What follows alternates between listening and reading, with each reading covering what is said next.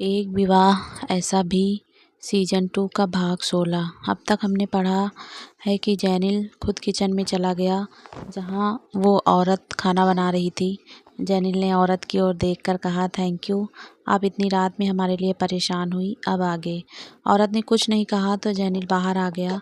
बाहर आकर देखा तो काजू चेयर पर बैठी बैठी सो गई। जेनिल भी उसके पास बैठ गया। कुछ देर में खाना आ गया तो जेनिल ने काजू को उठाकर खाना दिया और खुद खाने लगा। औरत अब भी किचन में लगी हुई थी।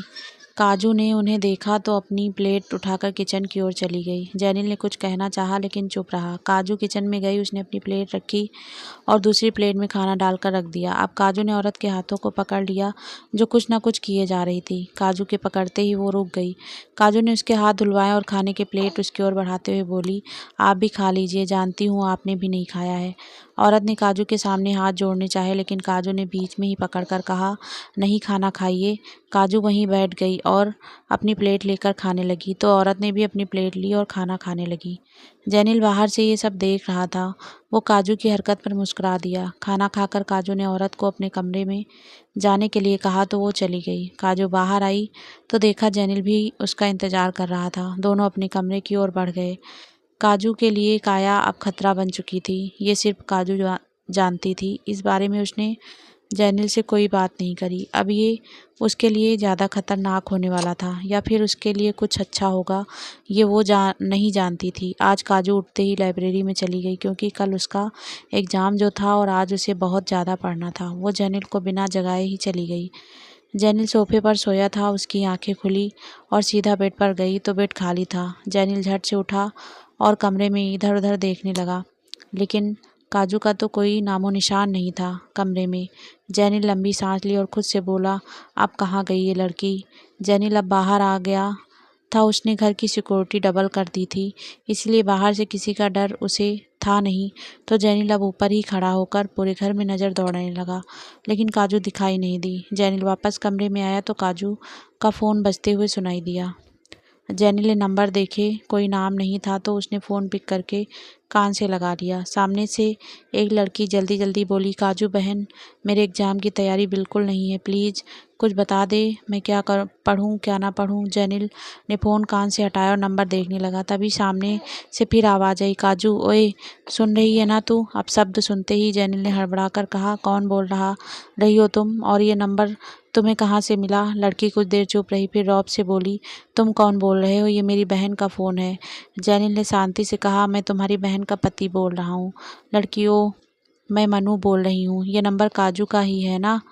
इस बार मनु ने धीरे धीरे कहा। जेनिल, हाँ है तो उसका ही, लेकिन तुम्हें कैसे मिला, अभी तक तो किसी को पता ही नहीं है, मेरे और मानो के अलावा। जेनिल ने कहा ही था कि मनु ने फ़ोन कट कर दिया तो जेनिल समझ गया कि ये सब मानो ने किया है। जेनिल फ़ोन को लेकर लाइब्रेरी की ओर चला गया क्योंकि अब वो समझ गया कि काजू लाइब्रेरी में ही मिलेगी। जेनिल लाइब्रेरी में आया तो काजू को देखकर एक बार फिर हैरान रह गया। काजू टेबल पर सोई हुई थी। वो आई तो पढ़ने थी लेकिन यहाँ आकर सो चुकी थी। जेनिल ने आगे कदम बढ़ाए तभी काजू ने करवट बदलनी चाही। जेनिल ने दौड़कर उसे पकड़ लिया क्योंकि वो किनारे पर सोई हुई थी और करवट बदलने से नीचे गिर जाती। खैर, जेनिल ने उसे पकड़ तो लिया लेकिन काजू अभी भी सोई हुई थी तो जेनिल उसे उठाए कैसे, उसे समझ नहीं आ रहा था कि वो क्या करे। जेनिल ने फ़ोन एक और रखा और काजू को उठाने लगा। तभी उसकी नज़र काजू के चेहरे पर गई जो सोई हुई बहुत क्यूट और मासूम सी लग रही थी। एक पल के लिए जेनिल काजू में खो गया।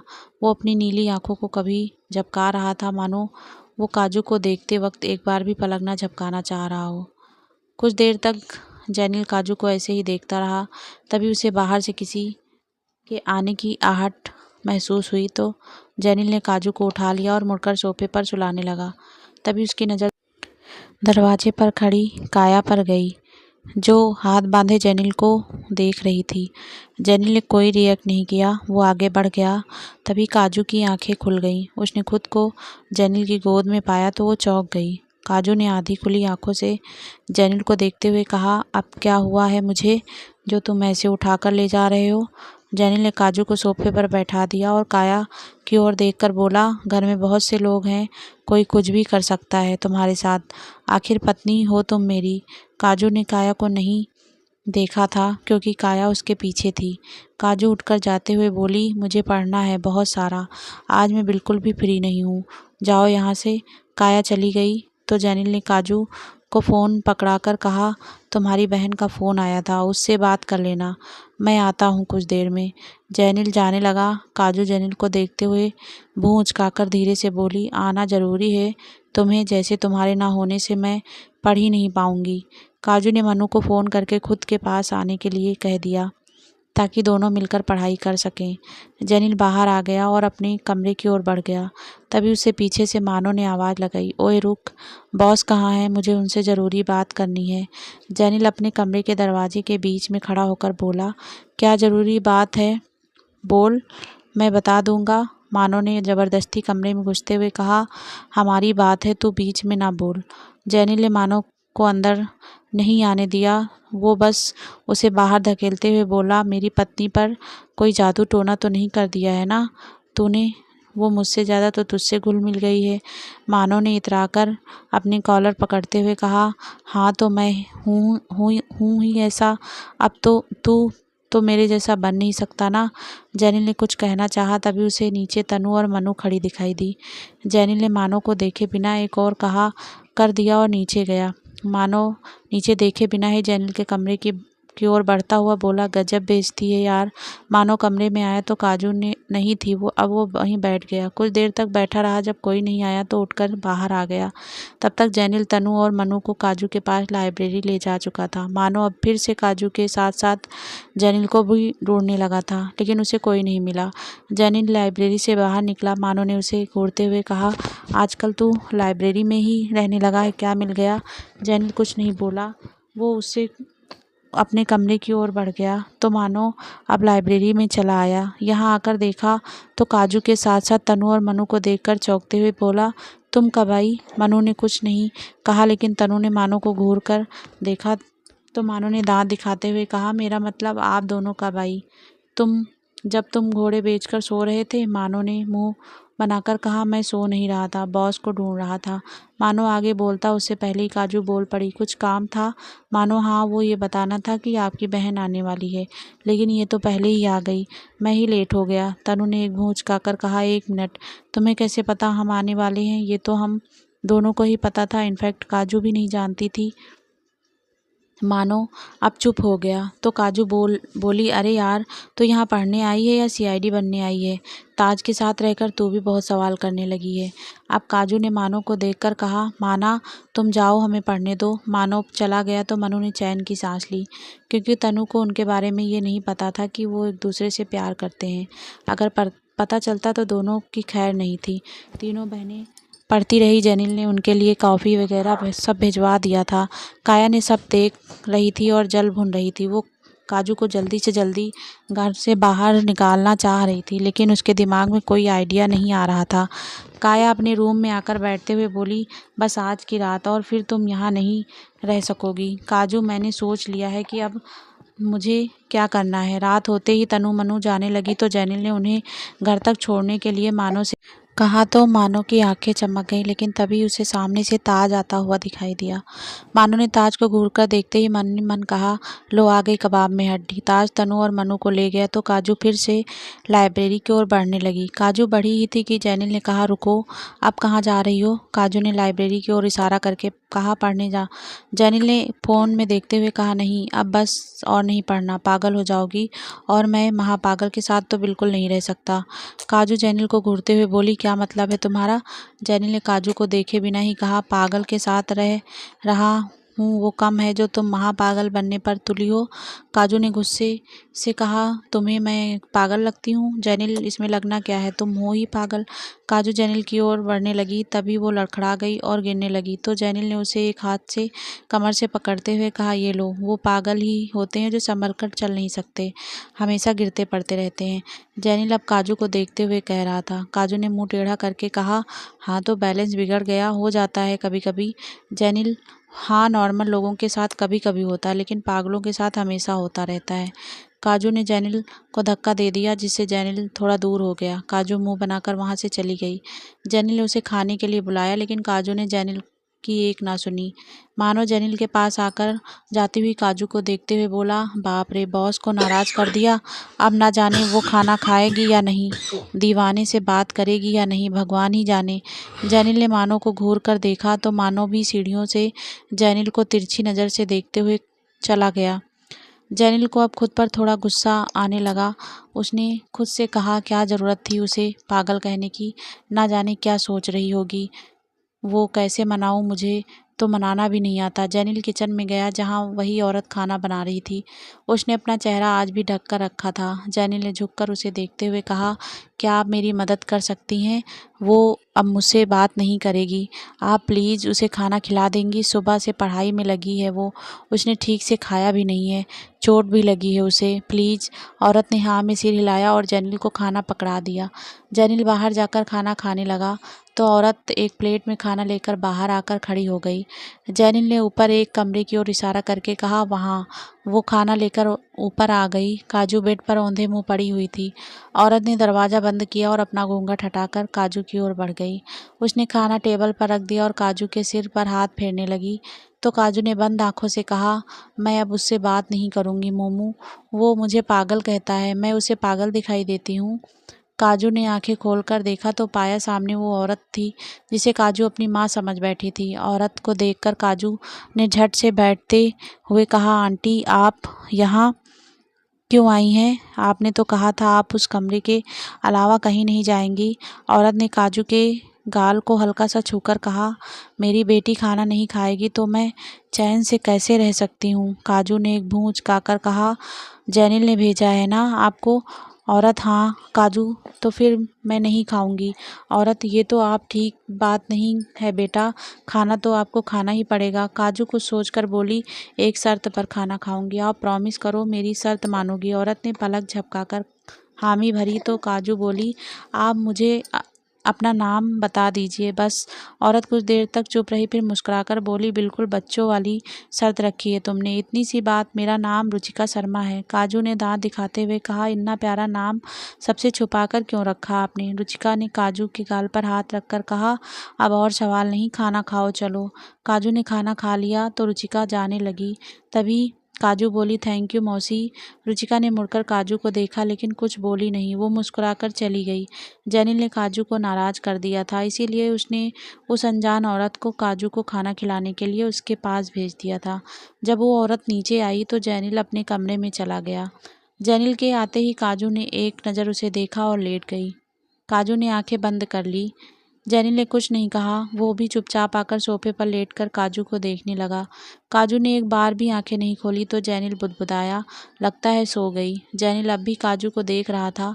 काजू सच में सो चुकी थी तो जैनिल भी सो गया। अगले दिन जैनिल काजू को एग्ज़ाम दिलाने ले जाने के लिए उसका इंतज़ार कर रहा था। काजू कमरे में थी जबकि जैनिल बाहर गाड़ी के पास खड़ा था।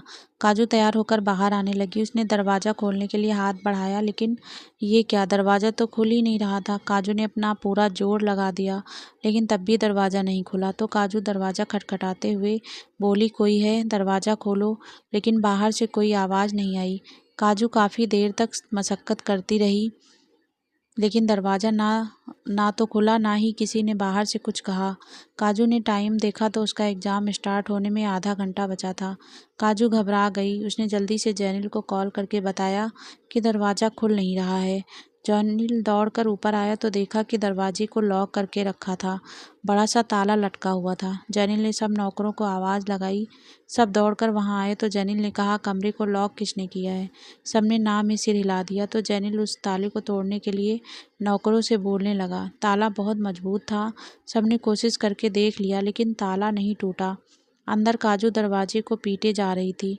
उसके एग्ज़ाम का टाइम होने लगा था इसीलिए उसे ज़्यादा घबराहट होने लगी थी। 15 मिनट हो चुके थे लेकिन दरवाज़ा खुल नहीं रहा था। जैनिल और मानो ने मिलकर दरवाज़ा ही तोड़ दिया।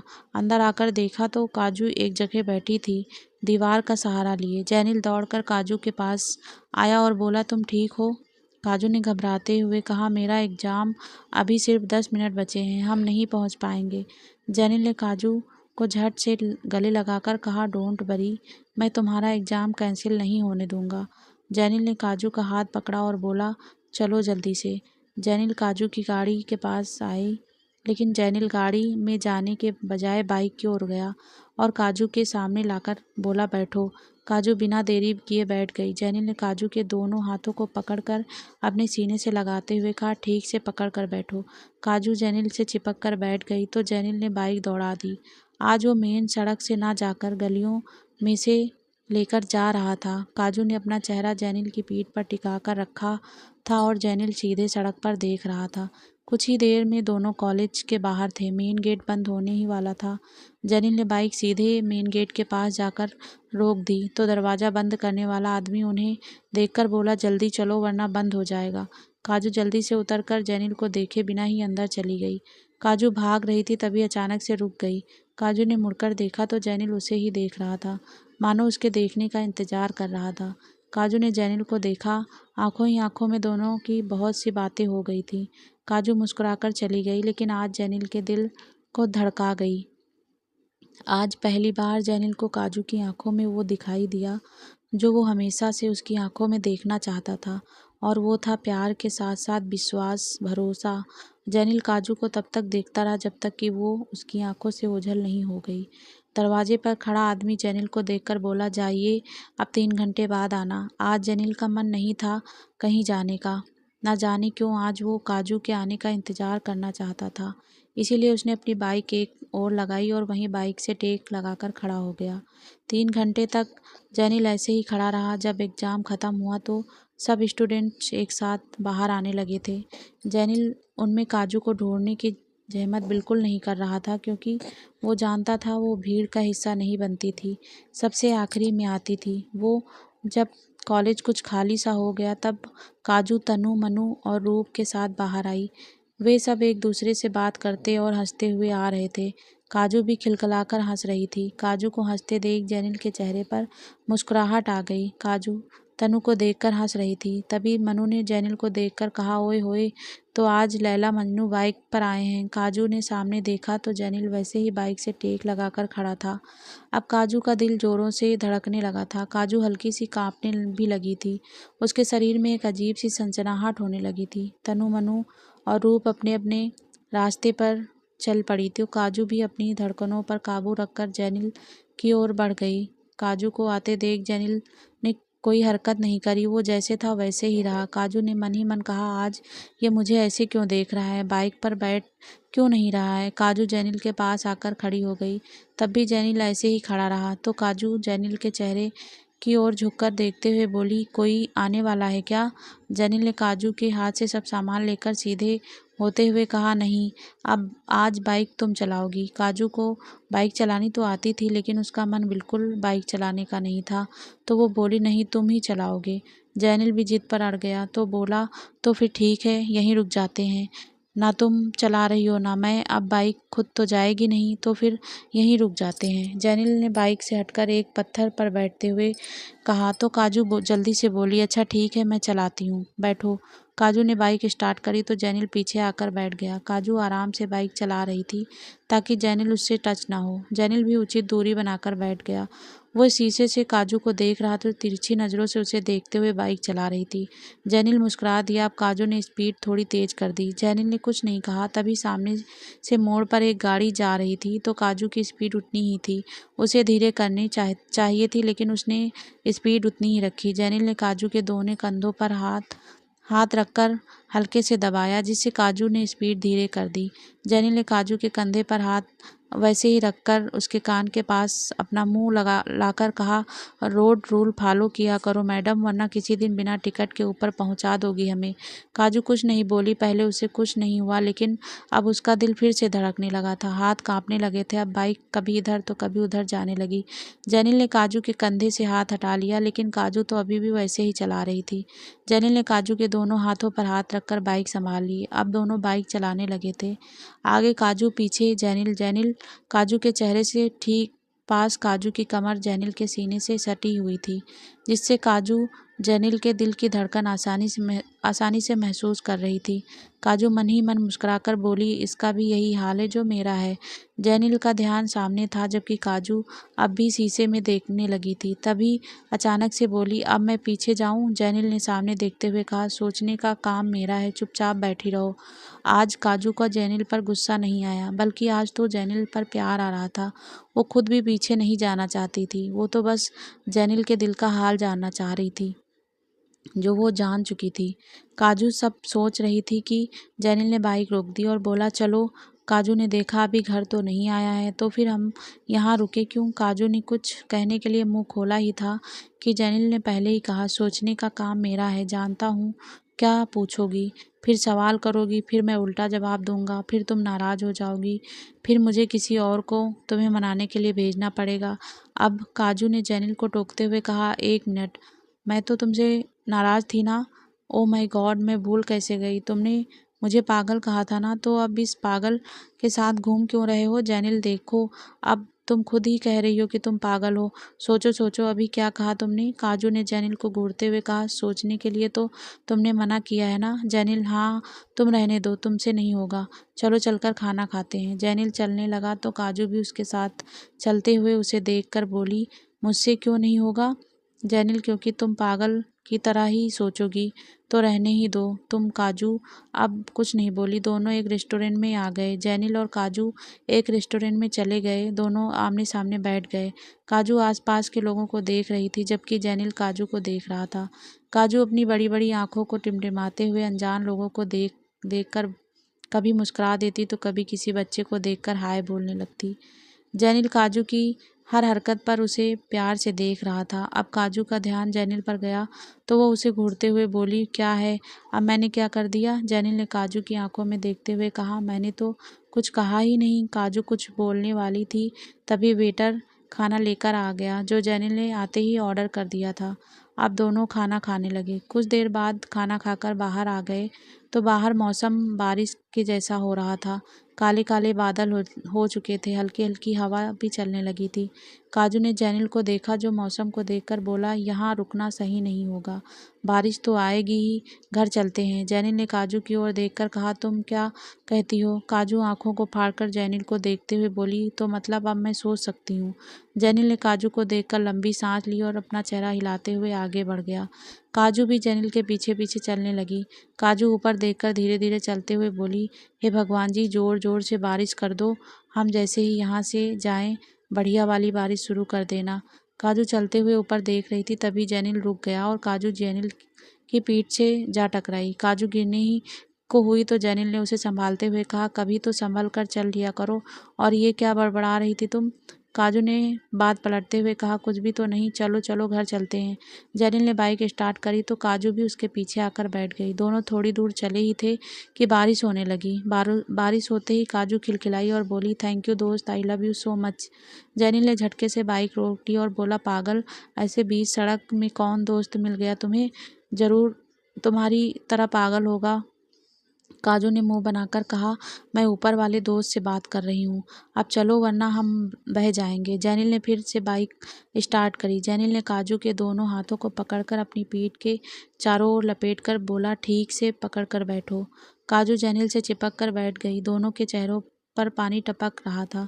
अब जैनिल ने बाइक आगे बढ़ा दी। काजू जैनिल से चिपक कर बैठी रही, मानो कोई बच्चा चिपक कर बैठा हो। बारिश इतनी जोर पर थी कि सड़कों पर जगह जगह पानी भर चुका था। हाईवे पर जहाँ जहाँ खड्डे थे वहाँ छोटे छोटे तालाब बन चुके थे। जैनिल जैसे ही पानी बाइक से निकालता, काजू उसे कसकर पकड़ लेती। दोनों पूरी तरह भीग चुके थे। कुछ दूर जाने के बाद बारिश बंद हो चुकी थी। अब उनका घर भी नज़दीक ही था। यहाँ धूप खिली हुई थी। काजू ने धूप को देखकर मुंह बनाकर कहा, ये लो, वहाँ बारिश, यहाँ धूप, नॉट गुड। जैनिल ने कुछ नहीं कहा। दोनों घर आ गए। जैनिल ने काजू को दरवाजे के पास उतार दिया और खुद बाइक पार करने चला गया। कुछ देर बाद वापस आया तो काजू वहीं खड़ी थी। जैनिल ने काजू को चलने के लिए कहा तो काजू ने 2 कदम रखे ही थे कि उसे छींक आ गई। काजू की छींक की आवाज़ सुनकर मानो बाहर आ गया। काजू की आंखें भारी भारी हो गई थी। मानो ने काजू को देखकर कहा, क्या हुआ बॉस, आपकी आंखें थकी थकी सी क्यों लग रही हैं? जैनिल ने भी काजू को देखा तो सच में उसका चेहरा अजीब लग रहा था। काजू ने मानो को देखकर कहा, वो क्या है ना, बारिश में भीगने से मुझे जुकाम हो जाता है और फिर मेरी आंखें, मेरी नाक सब ऐसे ही हो जाते हैं। काजू आगे कुछ कहती उससे पहले ही जेनिल ने कहा, तुम्हें मुझे बताना चाहिए था ना कि बारिश से तुम्हें प्रॉब्लम है। काजू ने चीख कर कहा, अगर बता देती तो बारिश का मज़ा कैसे लेती। शुक्र है मोमू नहीं थी, वरना वो तो मुझे बाहर निकलने ही नहीं देती। काजू फिर चीखी। अब वो थोड़ी आगे बढ़ी तो लड़खड़ाते हुए चलने लगी, क्योंकि चीख चीख कर उसकी हालत बद से बदतर होती जा रही थी। जेनिल ने बिना कोई रिएक्ट किए काजू को गोद में उठाया और लेकर चल पड़ा, मानो भी दोनों के साथ साथ अंदर आ गया। जेनिल काजू को कमरे में ले जाते हुए मानो से बोला, जा जाकर सूप लेकर आ। मानो किचन में गया, जहाँ रुचिका पहले से ही चाय बना रही थी। वो अब भी घूंघट में ही थी। मानो कुछ कहता उससे पहले ही उसने हाथ से इशारा कर दिया कि वो काजू के लिए ले जाएगी। मानो कंधे उचकाकर चला गया। जेनिल काजू को कमरे में लाकर बाथरूम में उतारकर बोला, तुम यहीं रुको, मैं तुम्हारे कपड़े लेकर आता हूँ। काजू ने चीख कर हाँ में जवाब दिया। जेनिल ने काजू को कपड़े दिए तो काजू कपड़े बदलने लगी। वहीं जेनिल बाहर ही कपड़े बदलने लगा। मानो जेनिल के कमरे में आकर सोफे पर बैठते हुए बोला, आपकी चाय आ रही है बॉस। जेनिल ने कपड़े बदल लिए थे। वो मानो के पास आकर बोला, लेकर क्या तेरा बाप आएगा। मानो ने जेनिल को घूरते हुए कहा, क्या बोला तू। जेनिल, चाय कहाँ है। मानो, आ रही है ना, सब्र रख। जेनिल कुछ नहीं बोला। तभी काजू बाथरूम से बाहर आकर सोफे पर पसर गई। तभी रुचिका कमरे में दाखिल हुई। काजू रुचिका को अपनी भारी भारी आंखों से देखकर बोली, मुझे चाय नहीं पीनी, छी। जेनिल ने रुचिका की ओर देखा, फिर काजू की ओर देखने लगा। काजू ने अपना चेहरा अपने घुटनों में रख लिया। रुचिका ने एक कप चाय का जेनिल को दिया और दूसरा काजू की ओर कर दिया। काजू ने एक नज़र रुचिका को देखा, जो अब भी उसके सामने चाय का कप लिए खड़ी थी। काजू ने कप लेते हुए कहा, आप ना मेरी मोमू जैसी हो, हमेशा ज़बरदस्ती करती हो। काजू अब बिना कुछ बोले चाय पीने लगी। दोनों ने चाय पी ली तो रुचिका अपने साथ लाई टैबलेट में से एक काजू को और एक जेनिल को पकड़ा दी। जेनिल ने टैबलेट लेकर रखते हुए कहा, मुझे इसकी ज़रूरत नहीं है, मैं ठीक हूँ। काजू बोली, मुझे भी ज़रूरत नहीं है, मैं भी ठीक हूँ। काजू ने एक नज़र रुचिका को देखा, फिर जेनिल को देखते हुए टैबलेट रख दी। जेनिल हल्का सा गुस्सा होते हुए बोला, तुम ठीक नहीं हो, हालत देखी है अपनी। काजू भी थोड़े गुस्से में बोली, मैं क्यों लूँ टैबलेट, जब तुम ही नहीं ले रहे हो। जैसे तुम ठीक हो वैसे मैं भी ठीक हूँ। काजू बोल ही रही थी, तभी जेनिल को भी छींक आ गई। तो काजू बोली, देखो देखो, मुझे तो अब छींक भी नहीं आ रही, तुम्हें आ रही है। इसका मतलब तुम बीमार हो, मैं नहीं। जेनिल ने काजू को घूर घूर कर देखते हुए टैबलेट उठाई और काजू को देखते हुए ही मुंह में रखकर पानी पी लिया। जेनिल ने काजू को चैलेंज करते हुए कहा, अब तुम्हारी बारी। काजू अब थूक गटकने लगी थी, क्योंकि उसे टैबलेट ना लेने का बहाना चाहिए था, जो अब ख़त्म हो चुका था। उसने मानो की ओर देखा, जो उन दोनों को देखकर मज़े ले रहा था। काजू ने टैबलेट उठाई और मुंह में रखकर गटागट पानी पी गई। पानी ख़त्म होते ही वो उछलते हुए बोली, चीनी चीनी। काजू को ऐसे उछलते देख तीनों स्तब्ध हो गए। काजू जोर से चिल्लाई, मुझे चीनी लाकर दो। रुचिका ने काजू को चीनी पकड़ा दी, जो वो पहले से लेकर आई थी। जेनिल और मानो काजू को अब भी हैरानी से देख रहे थे। काजू ने चीनी खा ली। रुचिका चली गई तो मानो ने काजू को देखते ही कहा, ये चीनी खाने वाला आइडिया तो कभी मुझे आया ही नहीं। टैबलेट खाने के बाद चीनी भी तो खा सकते हैं ना हम। दवा लेने से जेनिल और काजू को नींद आने लगी थी। दोनों ने कोई जवाब नहीं दिया तो मानो उठकर जाते हुए बोला, ओके, सो जाओ तुम दोनों, गुड नाइट। हालांकि अभी दोपहर के 2 बजे थे, लेकिन दवा के असर से ये दोनों सोने वाले थे। काजू आंखों को बंद किए ही खड़ी हुई और बड़े सोफे पर आकर सो गई, जहां जेनिल पहले से ही बैठा था। जेनिल ने अपने पैरों को टेबल पर रखा था और सिर को पीछे किया हुआ था। काजू ने अपना सिर जेनिल की गोद में रखा और वहीं सिकुड़कर सो गई। दोनों काफी देर तक ऐसे ही सोए रहे। काया उन्हें बाहर से देख रही थी और मन ही मन जल रही थी। काया ने मन ही मन कहा, आज रात तुम यहाँ नहीं रह सकोगी, कर लो नींद पूरी, फिर रात तो तुम्हें बाहर ही गुजारनी है। लगभग 2 घंटे बाद जेनिल की आंखें खुली तो उसने देखा काजू अभी भी उसकी गोद में सो रही थी। जेनिल ने काजू को उठाकर बेड पर सुला दिया और खुद फोन और लैपटॉप लेकर मानो के कमरे की ओर बढ़ गया। कुछ देर बाद काजू की आंखें खुली। उसने अपनी आंखों को मसलते हुए आसपास देखा तो पाया कमरे की लाइट ऑफ थी। काजू एक बार फिर से सो गई। तभी आवाज़ आई, तुम मेरी नींद उड़ाकर ऐसे चैन से कैसे सो सकती हो काजू? काजू ने झट से आंखें खोलकर इधर-उधर देखा, लेकिन कोई दिखाई नहीं दिया। तो काजू ने कहा, कौन है यहाँ? काया सोफे पर बैठी थी, वो गिलास में शराब लिए उसे देखते हुए बोली, मैं हूँ, और कौन हो सकता है? काजू काया को देखकर उसके पास आते हुए बोली, तो अब तुम मुझे यहाँ मारने आई हो?